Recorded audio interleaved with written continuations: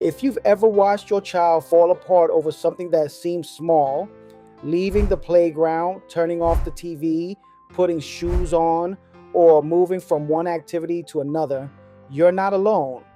Transitions can turn a calm moment into a hard one very quickly. For some children, transitions don't just feel inconvenient or annoying, they feel overwhelming. What looks like a simple shift to an adult can feel like a full stop, a loss, or even a threat to safety for a child. And when parents don't understand why these moments are so hard, transitions can quickly become power struggles filled with frustration on both sides.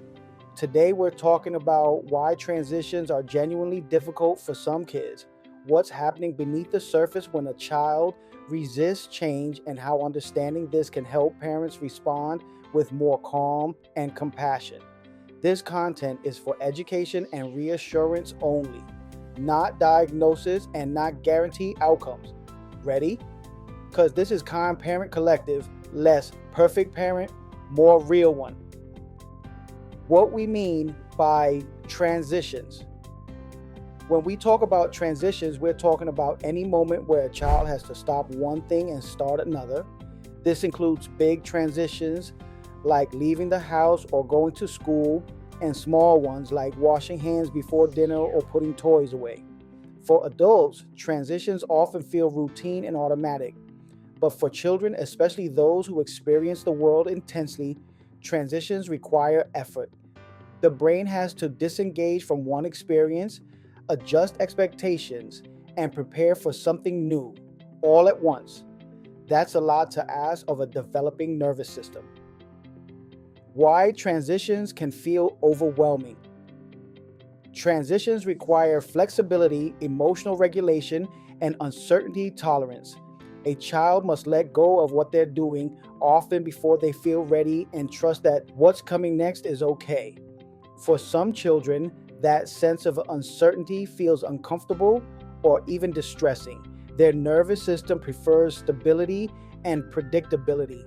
When a transition happens suddenly, it can feel like the rug is being pulled out from under them. This is especially true when they're deeply engaged in an activity they enjoy or feel safe in. It's not about stubbornness or control.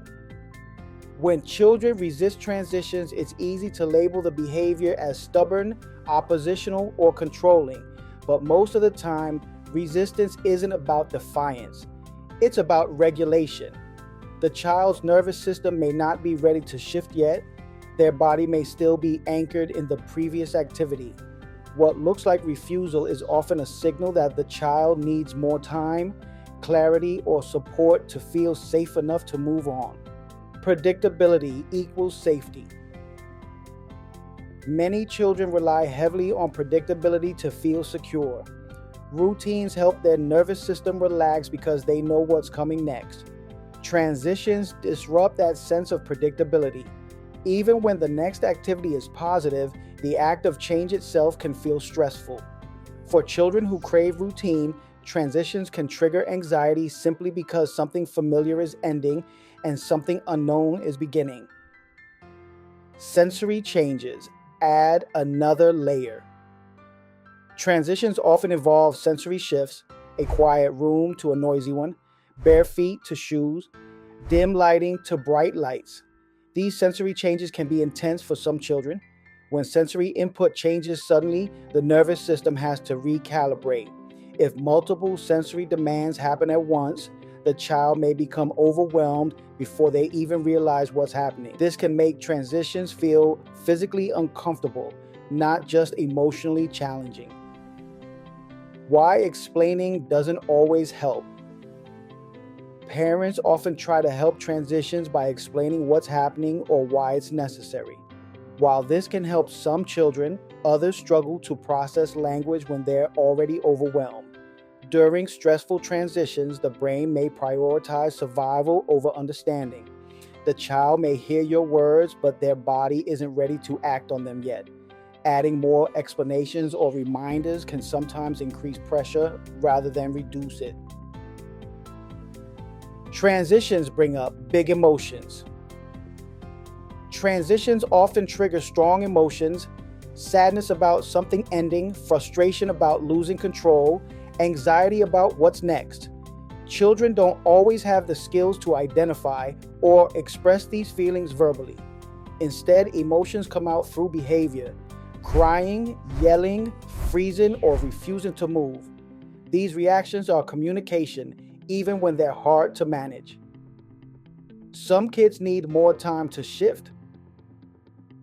Some children need extra time to disengage from one activity before they can engage in another.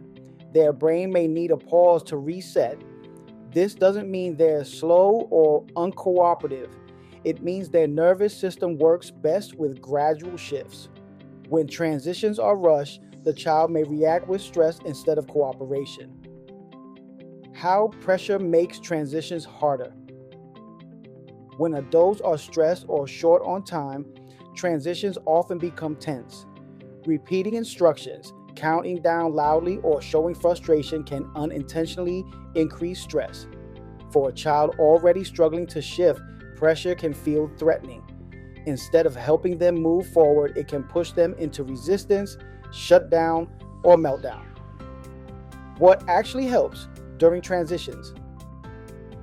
What helps most during transitions is safety, calm presence, predictable cues, gentle guidance.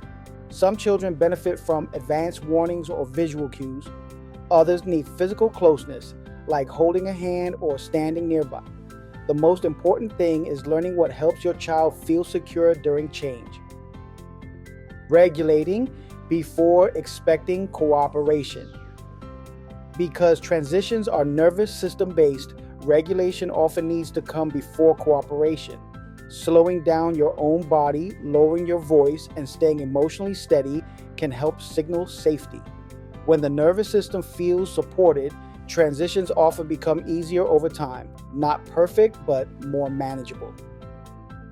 After the transition is over. Once the transition has passed, many children can reflect on what was hard. This is often a better time to talk about feelings or problem solve. Instead of focusing on behavior, parents can get curious. What felt difficult? What helped? What might help next time? Observing patterns without panic. Some children struggle with transitions occasionally. Others struggle throughout the day.